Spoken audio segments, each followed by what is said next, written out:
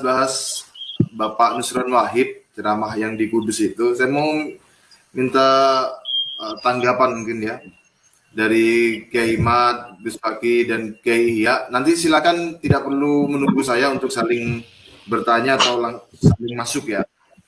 Itu kan Pak Nusron Wahid itu ceramah kalau pada intinya ya, orang yang banyak sholawat, banyak berselawat, kemudian hatinya rindu kepada Rasulullah, itu akan bisa merasakan bau-bau, aroma, getaran-getaran darah Nabi begitu. Nah, itu bagaimana tanggapan dari Kiai Mat dulu deh tentang ceramah dari Pak Nusron Wahid, Kiai Mat, tentang itu ya, tentang Klan Habib Balwi itu ya. Baik,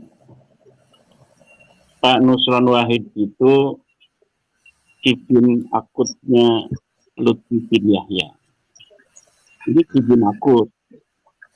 Dia merasa jadi muridnya Lutfi bin Yahya Pekalongan. Bahkan dia bikin ormas namanya Dere Guru. Itu Dere Guru itu ormas yang ketuanya Habib Soleh Alatas itu, pembinanya itu Nusron Wahid. Dere Guru itu sebuah ormas yang dibentuk oleh para murid-muridnya Habib Lutfi katanya. Orang-orang yang mengaku muridnya Habib Lutfi itu bikin ormas namanya Dere Guru, ketuanya Habib Soleh Alatas, pembinanya Nusron Wahid. Ya, jadi jangan terlalu aneh kalau Nusron Wahid ini memang yang ngadat atau sinyal Kiai Mat ya. Mungkin bapak-bapak yang lain, Kiai yang lain bisa memberikan feedback kepada saya. Apakah lancar perkataan saya? Sudah. Oh, berarti Kiai Mat ini, sinyalnya Kiai Mat yang ini ya, bermasalah. Selamat datang kepada Sohibul Bait, Gus Fuad Beleret. Assalamualaikum warahmatullahi wabarakatuh. Saya ke Gus Fuad dulu ya, Gus Faki dan Kiai ya. Gus Fuad. Ya. Ya. Apa sudah nonton ceramah dari Pak Nusron Wahid? Ya, sedikit nonton. Sedikit nonton. Ya, di situ pada intinya ya, beliau mengatakan bahwa orang yang banyak bersolawat atau ahli solawat itu, beliau memiliki keyakinan bahwa orang yang seperti itu akan bisa merasakan, membaui, mengaromai atau mengetahui getaran dari ini ada darah Nabi atau tidak begitu. Nah, kalau respon saya ya, artinya dengan premis seperti itu membuktikan bahwa Bapak Nusron Wahid sendiri itu tidak banyak membaca salawat kepada Nabi karena terbukti dugaannya keliru terhadap Klan Habib Balwi begitu. Jadi itu mohon ditingkatkan bacaan salawatnya Pak Nusron Wahid itu menurut saya berdasarkan basis argumen beliau sendiri. Kalau menurut Gus Fuad bagaimana? Ya, assalamualaikum. Selamat sore untuk sahabat-sahabat semua, Kiai Nur Ihya, Gus Fakih, Mas Rifki, dan Kiai Mat. Gitu. Jadi apa ya? Kan semua yang dirasakan atau pengalaman spiritual itu kan harus terkonfirmasi secara faktual, terkonfirmasi secara saintis kan, secara saintifik gitu. Begitu juga seandainya benar bahwa orang itu ada orang yang bisa merasakan ini keturunan Nabi, ini bukan keturunan Nabi. Nah, semua itu kan tidak ada tolak ukurnya. Nah, sesuatu yang tidak ada tolak ukurnya itu harus dikembalikan kepada fakta dan sains gitu. Tapi begini, perasaan-perasaan seperti itu, saya langsung ke yang diomongkan Nusron ya. Perasaan-perasaan seperti itu semacam bau atau semacam getaran atau apa, itu memang boleh percaya boleh tidak, dan silahkan untuk teman-teman yang suka memfitnah, membenci para pejuang. Itu memang saya sendiri itu pernah mengalami hal seperti itu. Jadi bahkan kalau di hall sekumpul dulu ya, secara tidak langsung itu karena di sana itu Habib itu begitu dimuliakan gitu. Nah begitu banyak orang yang ngaku Habib supaya bisa dimuliakan supaya masuk ke soft depan atau ke dalam sholat. Nah ini salah satu anunya itu salah satu dalam tanda petik itu kuratornya Habib atau bukan itu saya gitu. Jadi dan pernah suatu ketika pernah suatu ketika itu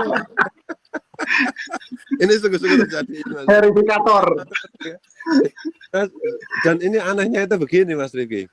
Kalau saya salaman, oh ini Habib, ini bukan, itu memang ada apa ya, ada semacam getaran-getaran khusus tertentu gitu. Bahkan itu pernah ada seorang Habib itu bersama rombongan budayawan Bali yang semuanya agama Hindu, terus ngaku dia itu namanya Putu siapa gitu. Saya itu merasa bahwa ini seorang Habib ini gitu. Saya tanya, kamu Habib ya, kamu apa marganya? Nah, terus dia ngaku bahwa marganya itu Al-Habsyi atau apa gitu, saya lupa. Kamu bisa jadi Hindu, bisa jadi ini. Oh, saya dibuang keluarga saya, kemudian ya sudah saya ganti nama, saya ganti agama Hindu dan lain. Tapi kamu kan berarti Habib ya? Lah iya gitu. Artinya itu gini loh, perasaan waktu itu sesuatu yang berbeda ketika saya rasakan dalam adegan salaman. Saya pikir sesuatu yang berbeda itu menandakan bahwa dia itu adalah keturunan Nabi. Nah ternyata setelah adanya tesis Kiai Imad, terus adanya penjelasan dari Kiai Nur Yahya, penjelasan DNA-nya Mas Sugeng dan Gus Fakih, ternyata itu rasa yang seperti itu menunjukkan bahwa dia itu keturunan Yahudi gitu loh, bukan keturunan Nabi. Nah ini sejak rame-rame gini kan saya sudah lama sekali nggak ketemu Habib, nggak salaman dengan Habib gitu. Saya nggak tahu apakah masih ada setrum-setrum khas seperti itu ya kalau salaman dengan Habib. Yang dulu saya pikir itu adalah tanda bahwa setrum seperti itu ada setrum keturunan Nabi. Ternyata itu setrum keturunan Yahudi gitu loh. Iya. Nah sementara misalnya saya salaman dengan Abu Yatim Yatim Banten gitu ya. Ya, salaman itu. Saya kan yakin berdasarkan buku nasab bahwa beliau itu dzurriyyat Nabi kan. Nah, itu buku nasabnya itu kan ke Cirebon kan, dan sahih lah itu. Nah, tapi saya salaman dengan Mbah Tim enggak ada getaran seperti itu gitu loh. Jadi ini kok enggak ada getaran seperti yang ada di dalam diri Habib. Jangan-jangan itu nasabnya palsu. Nah, saya malah begitu kok. Waktu itu, tapi saya usulan lah kan itu tuh, mungkin karena saya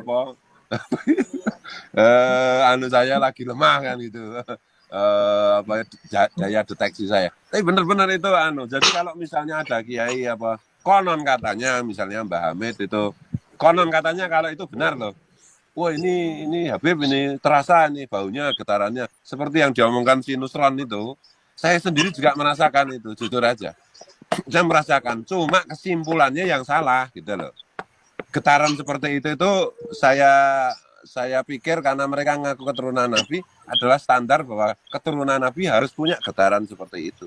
Kalau tidak punya getaran seperti itu berarti bukan keturunan Nabi.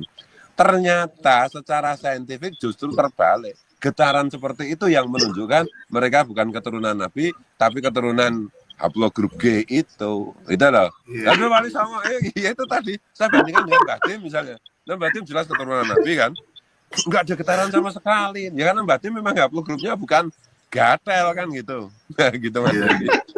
Ini maaf loh ini. Kiai Nur Yahya itu yang penjenengan yang ahli menggetar itu bisa menjelaskan itu. Monggo dilanjut. Monggo ada yang mau melanjutkan. Mas Nusron Wahid itu sekarang kalau dibuktikan sebagai Menteri Agraria, apakah bisa menerbitkan sertifikat tanpa harus melalui uji materi di lapangan, ukur dulu mana letak lokasi tanahnya, ahli warisnya dari mana, semua sejarahnya tanah itu, tanah yayasan, tanah bengkok atau dari letter C, D, seterusnya, langsung husnudzon, wes terbitkan saja. Ayo, silakan praktekkan saja kalau nggak dikaploki mengakai. Sama seperti kasus cara mencium ya bau cucu Nabi. Jangan niru-niru Mbak Yai Hasan Genggong, beda kualitas keilmuannya, kemarifatannya, kealim-ilmuannya beda. Kalau di Nusron Wahid ini kan hanya sekedar menang gertakannya, omongannya saja. Ya sama seperti yang disampaikan Kiai Haji Mahyudin Usman, ternyata beliau adalah ketuanya gerakan derek kiai gitu. Derek kiai maupun derek guru? Derek guru. Derek guru, berarti derek guru LBY gitu. Intinya kan bukan derek guru dari kita, yang jenengan juga guru KRT Fakih, guru guru, tapi bukan dari guru kita ini, tapi guru-guru khusus dari kalangan muhibin, khususnya imamnya sendiri. Ya mungkin perlu diingatkan ya, Kang Mas Audi Nusron Wahid ini orang yang masih ngelindur dan ngelindur perlu dibangunkan. Kalau cara membangunkan dengan cara yang halus, yang ngelindur terus, bangun. Ya ini cocoknya itu ya Gus Fakih sama cara bangunnya itu harus dengan gertakan yang kuat. Orang ngantuk orang ngelindur supaya jangan sampai meniru Turki Utsmani tumbang itu gara-gara pimpinannya seperti ini, tidak mengandalkan logika realita ilmiah, hanya berdasarkan tasawuf atau ranah suci saja, sehingga kalah bersaing dengan Eropa. Perang Dunia Pertama sudah tumbang Turki Utsmani gara-gara persenjataannya tidak mau imbang, tidak bisa mengimbangi Jerman, Inggris, Ya'juj Ma'juj, Ros atau Rusia, yang akhirnya ya tumbang. Nanti kalau negara kita sekelas presiden dan menterinya lebih tunduk kepada ulama yang bukan ulama yang benar-benar alama, ya hanya sekedar ngulama, ya maka akan jadi apa negara kita? Negara kita akan tumbang, minimal tumbang secara spiritual, dikuasai oleh bangsa-bangsa Ba'alawi. Mohon maaf, bukan tendensi benci, kebencian, dengki, iri, bukan. Tapi memang faktanya seperti ini. Kita akan terseok berat beban kita ke depan. Karena sudah digandoli dengan jalur agama atau spiritual yang salah kaprah, salah langkah, salah paham. Apalagi ya ini, di Nusron Wahid ini. Mohon maaf, beliau orang Kudus. Sebenarnya harus tahu, harus ngerti bagaimana cara orang Kudus ya ketika bersemangat seperti Kanjeng Sepuh Sidayu yang ada di Gresik dalam rangka melawan kolonial penindasan demi anak cucu ke depan. Tapi ini enggak, ya beliau ini harus disadarkan. Kemungkinan karena saking banyaknya makan uang rakyat sehingga tidak bisa membedakan apa arti dan khasiat dari sholawat. Sama seperti yang Gus Rifki sampaikan, mungkin beliau ya di Nusron Wahid ini sholawatnya kurang, mungkin sholawat pas tahiyat saja atau pas doa saja, kurang nambah sholawat setiap harinya mungkin 100 kali, 1000 kali, atau sholawat yang lain di hari yang lain, di tempat yang lain, mungkin kurang sehingga penciumannya salah sasaran, sama seperti yang Gus Fuad sampaikan, yang dulunya agak ragu setelah Kiai Imad dan kawan-kawan terjun, akhirnya mantep, madep, oh bukan cucu Nabi ternyata. Ya ini harus disadari ya, pengumuman untuk seluruh anak bangsa dan negeri, itulah gambaran dari yang kita jadikan sebagai imam di negeri ini. Ya.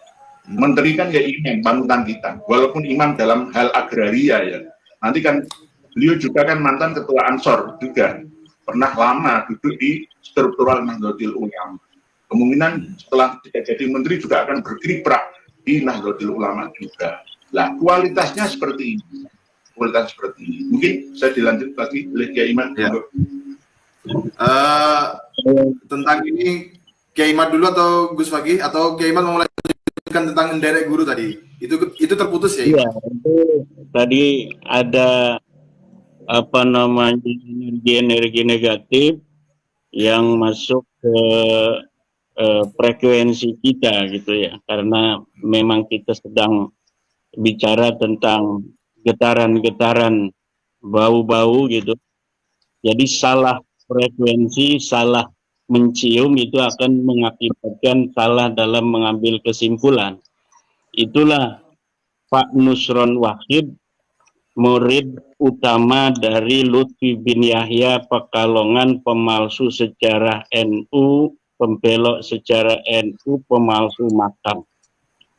Tidak heran Nusron Wahid ini membela Balawi, karena sejak awal dialah yang membela Balawi, memberikan kucuran dana untuk membayar Rumel Abbad untuk mencari dalil membela terputusnya nasab Balawi, dan sampai sekarang tidak bisa. Ratusan juta mungkin itu sudah digelontorkan, ternyata yang dibayar tidak bisa membela. Akhirnya untuk mencari data itu tidak bisa walau dengan ratusan juta. Ya, bagaimana caranya masih membela tuannya? Maka Nusron Wahid ini kemudian sekarang pakai jurus kedua, yaitu jurus nyium-nyium bau. Jadi begini, dia mau bikin sebuah pembeda nanti, at-tafriq baina man amana bi Ba'alawi wa man lam yu'min bi Ba'alawi annahu yashummu raihatan nabi fi badani. Jadi nanti dia akan bikin kepada pikiran alam bawah sadar masyarakat, orang-orang yang tidak mempercayai Balawi berarti tidak bisa mencium bau Rasulullah yang ada di Balawi. Coba Nusron Wahid cium itu bau darahnya Bahar Smith itu, coba bau Rasulullah apa bau apa itu. Karena wahai Nusron Wahid, kalau Anda mungkin bertemu dengan seorang Balawi yang menurut Anda benar, kemudian dengan itu Anda membenarkan nasabnya, maka berarti dengan membenarkan juz, Anda juga membenarkan kul. Anda juga membenarkan Balawi yang nyolong motor pakai sarung di Bekasi, Balawi yang begal di Kalimantan, Balawi yang merkosa di Madura, Balawi yang ngerebut istri orang itu di Cilacap, Balawi di bin Yahya itu di majelis dia ganyang istri orang. Berarti Anda juga, Nusron Wahid, membenarkan mereka semua sebagai cucu Nabi. Na'udzubillah summa na'udzubillah min dalik. Betapa beratnya dosa Anda nanti di hadapan Rasulullah Muhammad SAW, Nusron Wahid, jika Anda tidak bertobat kepada Allah Subhanahu wa Ta'ala. Anda membenarkan, Anda membela nasab-nasab palsu yang mengikatkan diri pada Rasulullah, wa Rasulullah SAW bari, Allah dan Rasulnya tidak ada kaitan. Itu Rasulullah dengan orang-orang semacam Balawi ini. Dan ini akan sangat berat sekali pertanggungan jawab seorang Nusron Wahid nanti, karena dia mempunyai peran di dalam melanggengkan kedustaan pengakuan Balawi sebagai cucu Nabi itu. Nah, dan saya kan dulu dengan dia di dalam satu grup WATBN. Udah sejak lama, sejak awal, hanya dia di grup itu yang tidak menerima daripada visi saya itu, dan kita berdebat di situ, dan ujung-ujungnya 2 tahun lalu itu antara saya dan Nusron Wahid itu, baik Anda meyakini demikian, saya meyakini demikian, kita selesai. Ya, saya hormati itu 2 tahun yang lalu di grup WAPBNU. Nah, tetapi rupanya di belakang dia itu kemudian mempersiapkan segala hal untuk membela Balawi itu nasabnya. Sampai Rumel mengaku dalam satu kesempatan bahwa dia dibiayai Nusron Wahid untuk membela nasab Balawi. Nah, dan ketika kemarin kita melihat di YouTube-nya Kang Mas Rifki Zulkarnain, bagaimana Pak Nusron Wahid ini kemudian kembali membela nasab Balawi, tetapi bukan berdasarkan data, tetapi penciuman penciuman itu ya, luar biasa itu, kayak wali-wali yang la ya'lamul wali illal wali itu, la ya'lamu ba'alawi illa man ahabba ba'alawi kanusran wahid itu mungkin. Dan ini kita tidak terlalu apa namanya itu aneh juga terhadap kesimpulan beberapa media-media asing yang telah mengadakan penelitian bagaimana IQ masyarakat kita. Saya sebenarnya tidak percaya bahwa IQ masyarakat kita rata-rata itu hanya sedikit di bawah simpanse itu ya, namanya seperti orang itu. Tetapi ketika kita melihat bagaimana cara berpikir orang yang kita anggap sebagai orang yang seharusnya mempunyai kecerdasan yang agak berbeda dari orang lain, kemudian cara berpikirnya juga memang ternyata sama.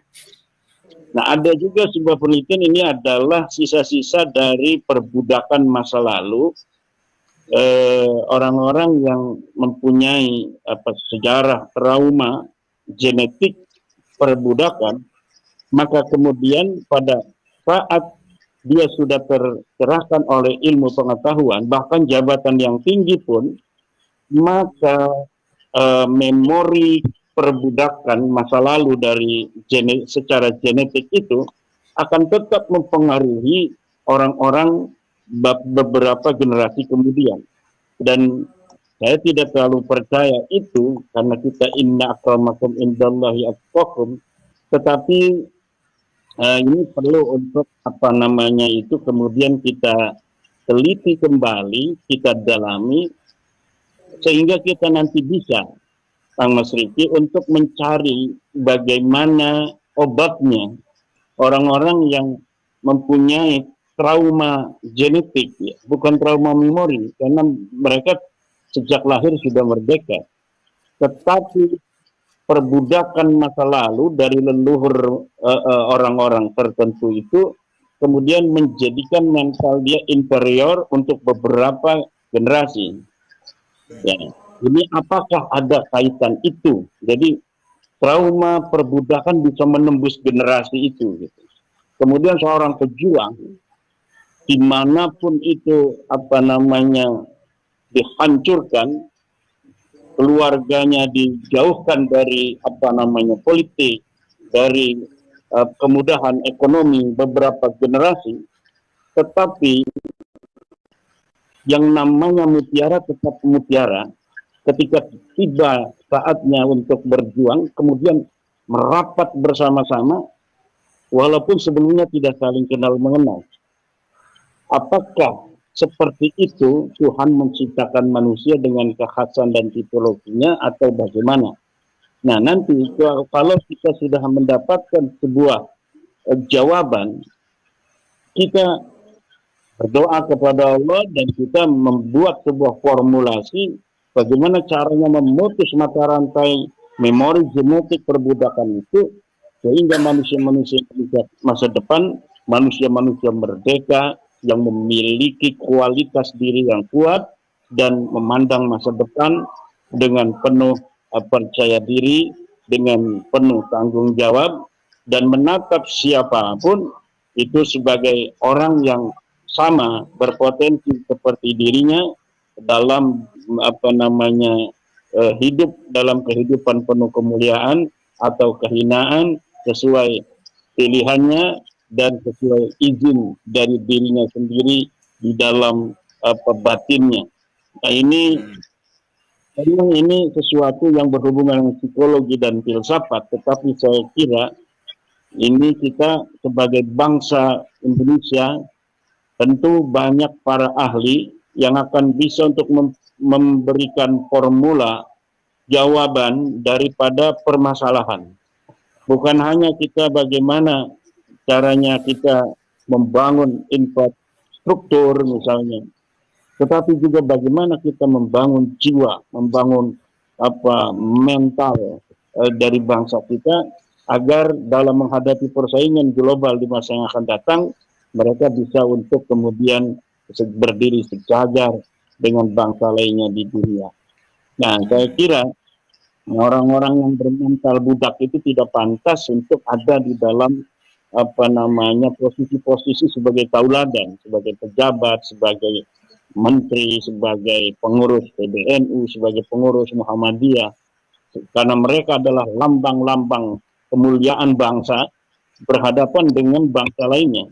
Coba kalau kita lihat beberapa video-video Yahya Al-Bahja itu, Ustadz Yahya Al-Bahja, kalau ada pertemuan para Kabib Bahlawi yang lagi duduk-duduk bertertawa-tertawa, dia datang nondo.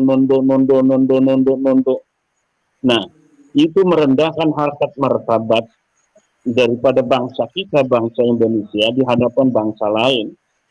Sementara dia kemudian mempunyai tanggung jawab jamaahnya. Ada jamaahnya, dia punya jamaah.